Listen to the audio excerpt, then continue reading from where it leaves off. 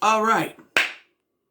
So, DeCember continues just with Batman, The Dark Knight Returns. Now, on the disc, it says it part 1 and part 2. When you go to play it, it's the deluxe edition, which is the entire freaking movie. It's 152 minutes long.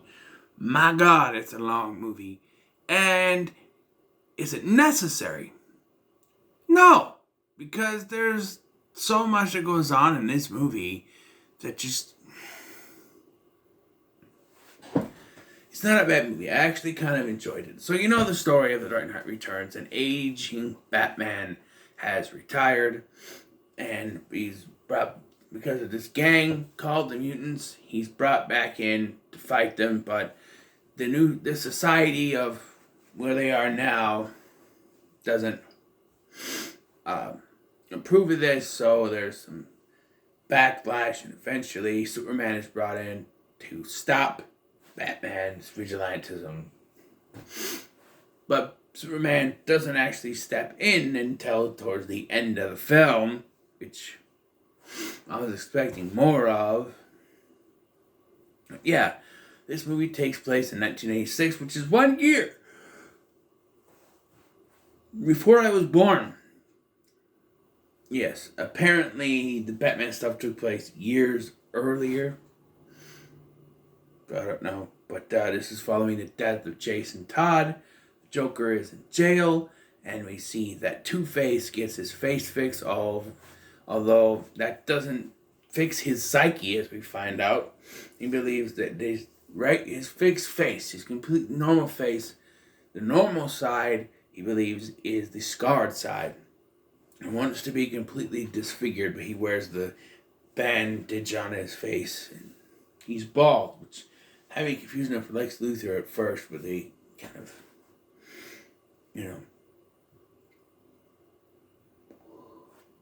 Also confused. We have a 50-some-year-old Bruce Wayne, and Alfred is still alive. I feel like that wouldn't be possible. Alfred is old when Bruce is in his 30s, so I don't know. They just wanted him in the film, I guess. He gets a new Robin in this, a female Robin. Kelly. Okay. I knew there's a female Robin, so that's not bad. I'm not against it by any means. He also says he hasn't talked to Dick Grayson in a while. He's retired at the beginning of this. And Commissioner Gordon, who is 70 at this point, is getting ready to retire. A new commissioner is Ellen Yindel, which I feel to be like a different version of Ellen Yin, who was in the Batman TV series, only she's not Asian here for some reason, because they made her Yindel, or Yindel, whatever. She's the one that leads this anti-Batman thing. So this whole first act is Batman fights this criminal gang called the Mutants, which has gotten so bad that Batman comes out of retirement to face them. Batman defeats their leader, and part of that group become the Sons of Batman. Okay? And they work with Batman, I guess. And that's one story. Batman in the fight. But then the Joker wakes up from his coma or whatever he was in and decides, I'm going to go on a talk show. And yes, I'm going to say that the Joaquin Phoenix Joker movie ripped this off. Because nothing in that film is an homage to me, because that's not the Joker. It's Arthur Fleck, a guy who just like a clown that has mental issues. So, yeah, we get the Joker going on, the real Joker here, going on a talk show, killing the host, which is voiced by Conan O'Brien, so I got a laugh out of that. And then, being chased by Batman. Batman breaks his neck, he doesn't do it all the way, and he goes, fine, I'll finish it. He breaks his own neck, killing himself. Batman is, of course, framed for it. In between this, we got a Two-Face thing going on, but that's kind of in the middle. We also get the new introduction of the new Robin in between this. Yes. But it's not over. It's Superman at the end of the first part is asked to come in by Ronald Reagan. We actually have someone doing a pretty good impression. Even does the, well, I just wanted to bring you in here. Or, well, he's very good Reagan impersonation here. It's 1986 after all. And, so yeah, Superman is brought in to talk to Batman. Talk Batman out of doing this, and Batman doesn't wanna. But even when he's brought in, it's at the end of the first part, and they don't fight till the end of the second part for some reason. I don't know. I thought that was the whole point of the comic book, was that he fights Superman. So why isn't that, like, I don't know. These versus movies, again, it's not technically a versus movie. It's Batman Dark Knight Returns, what I'm saying. And, yeah, so now the government is after him because of the death of the Joker. They're after him. They think he did it. They say he's out of control. Batman says, no, I'm a hero. They say he's a vigilante. And, yeah. There's older versions of characters we've seen in DC Universe before. There's an older version of Catwoman, Selena Kyle, who is she manages an escort service. Okay, she has purple hair. But the one I think they've done wrong the most, Lana Lang. The character designs in this aren't the best, but why does Lana Lang have to be fat? That baffles me. Why is she fat? Never in any other version has she ever been fat. Also, I know I'm picky with this because I'm a Smallville fan, but she's a redhead. Really? I understand in Superman 3, which by the way is the worst Superman movie, she had red hair because she was a Nat O'Toole, who was going to play Superman's mom or Clark's mom in Smallville. Because you can't be Superman, no flats, no tights. But, I should do a DeDCember video on Smallville. This is my overall thoughts of the show. No. What? Eat. But, yeah, but she's fat, so I don't get that at all. And then, Commissioner Gordon still looks old. He got the mustache going on. They have this thing. They were setting up something that never really gets fully explained. Like at the beginning of this, he wakes up, and Bruce wakes up, and Albert's like, "Shut off your mustache." And Bruce is confused as to why it's gone. And it's like, is he doing this stuff subconsciously? Never explained. At least I didn't catch it if they did. Maybe they did. I don't know. I didn't catch it. I don't know. I didn't catch it. But yeah, so we get the big fight. Let's get to the big fight with Superman. And how is Batman gonna fight Superman? Well, much like in Batman v Superman, he's got the special suit, but he also applies this kryptonite gas. Well, they have Green Arrow, who looks like Santa Claus here. Why with the character designs?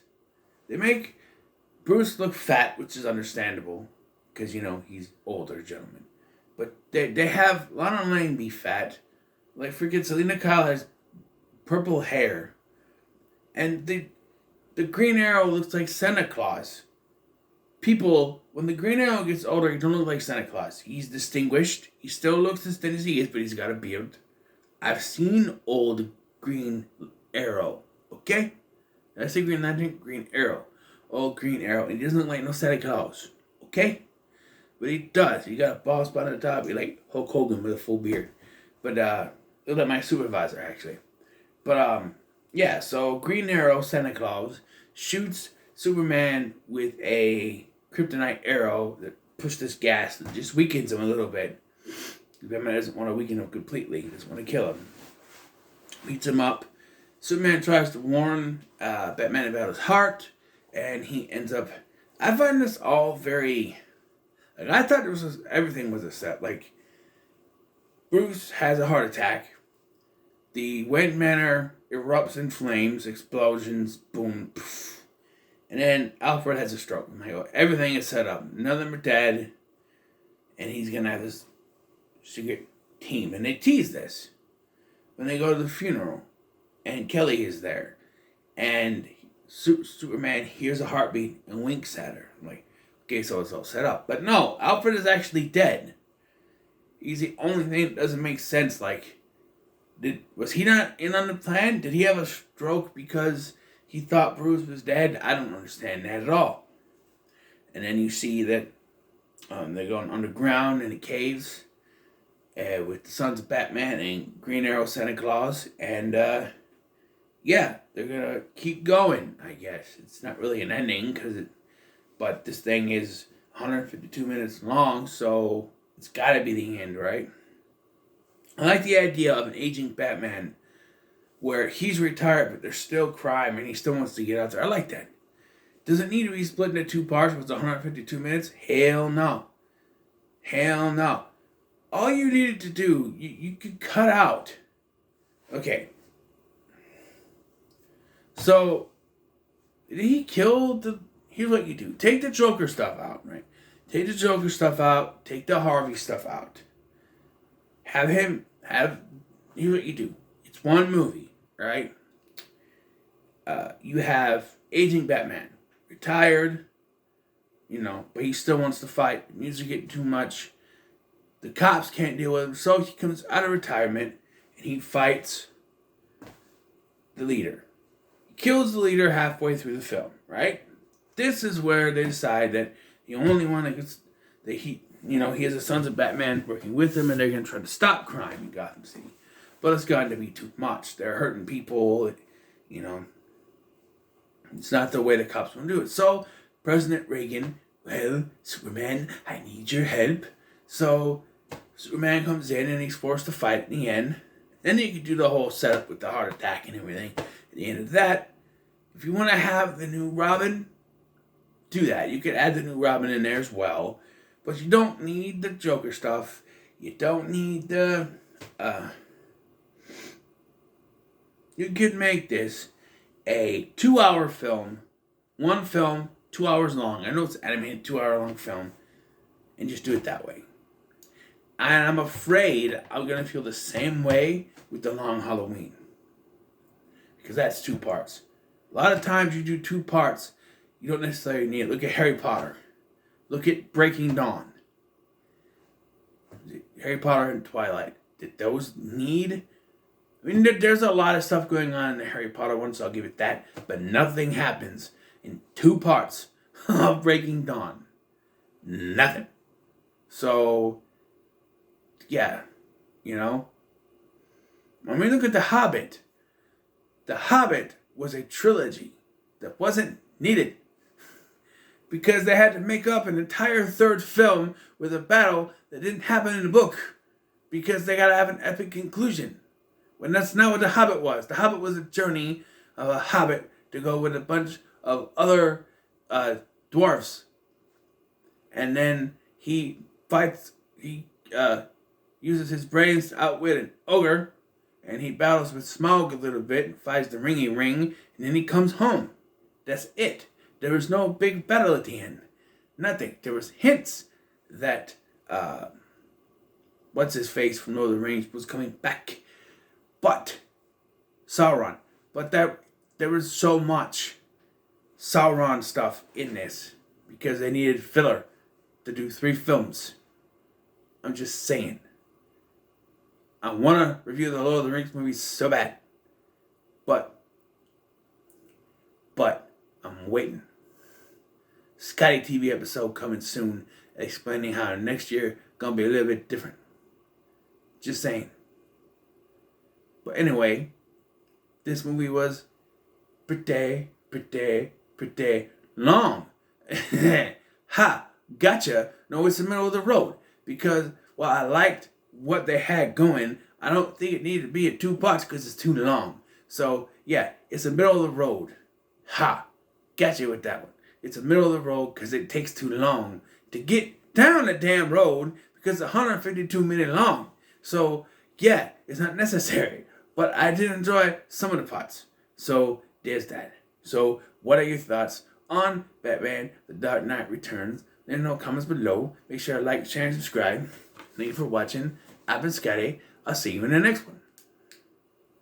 I said I'll see you in the next one.